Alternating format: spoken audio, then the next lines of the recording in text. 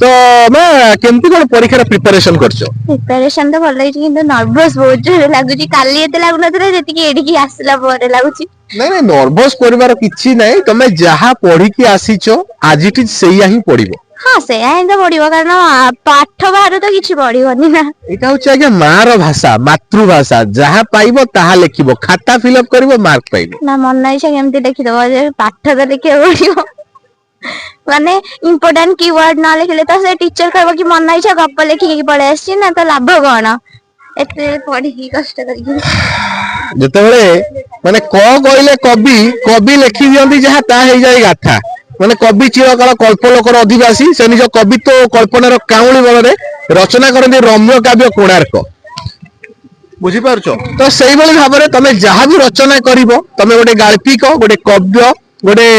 माने कवि हिसाब रे तमे लिखि पारिबो हाँ निज भाषा तो लिखिबो यार ना सेही तो निज भाषा रे तो तमे लिखिबो ना क्वेश्चन नो उत्तर तमे मोरल ता जानिछ स्टोरी रो आराम से लिखि पारिबो अच्छा लिखि तो पारिबो किंतु हेले भी नर्वस टिके रहउछि नर्वस रुहे परीक्षा माने नर्वस रुहे तो से नर्वस को ओवरकम करिया पे हमें सखाळु ही आसुछु क्वेश्चन केमती रहइबा का हबा क्वेश्चन इजी आसीबो मा हां साइंस फिल्म का तो इजी आछि मो क्वेश्चन लेखि जेते मते सब आछि मो कहली भाई हमर भी एते इजी पड़ी जाऊ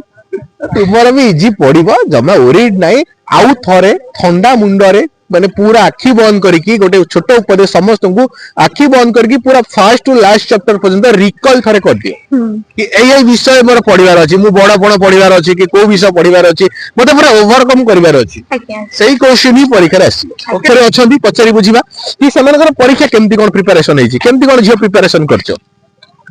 बहुत भलो तो करिछु बट एग्जाम हॉल रे कहां पर सेटा हमें जानिनु किंतु प्रिपरेशन ठीक ठाक करिके आसीछु एग्जाम ऊपर डिपेंड करे पेपर ऊपर केमती कोन हबो क्वेश्चन ऊपर केमती कोन जिवो केमती कोन नाही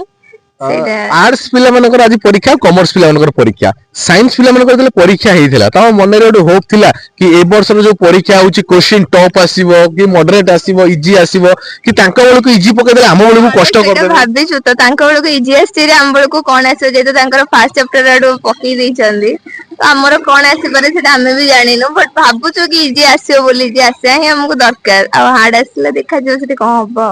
ओके ओके ओके तो मो सर माने कहि दिबे कि कोचिंग सेंटर रे कहि दिबे कि एई क्वेश्चन वाला इंपोर्टेंट तो को क्वेश्चन एमिति इंपोर्टेंट अछि कुआ जाई छी सिलेक्शन तो सब चैप्टर रो देई छन्दी चारटा पांचटा लिखे देन हमें सब को कवर करिके आछू तापरे देन जा हबो केते कोन एक्सपेक्ट रखिछो अच्छे तो 80% एक्सपेक्ट अछि पर देखा जाऊ का होची निश्चित भाव में आमे आउ किछि परीक्षार्थी मध्ये पचारिबा एवं आकु मध्ये विश करिबा ऑल द बेस्ट परीक्षा तमरो भलो हो thank you so much thank you अरे ऑडियो रे चलो किछिटा पिला अछंती तो जियो केमती कोन पढा पढी करछो भलो हिची तो हां पढी के आसी जाम पढी के आछो साइंस पिला माने करो जे परीक्षा आइतला तमे पचारि बुझितियो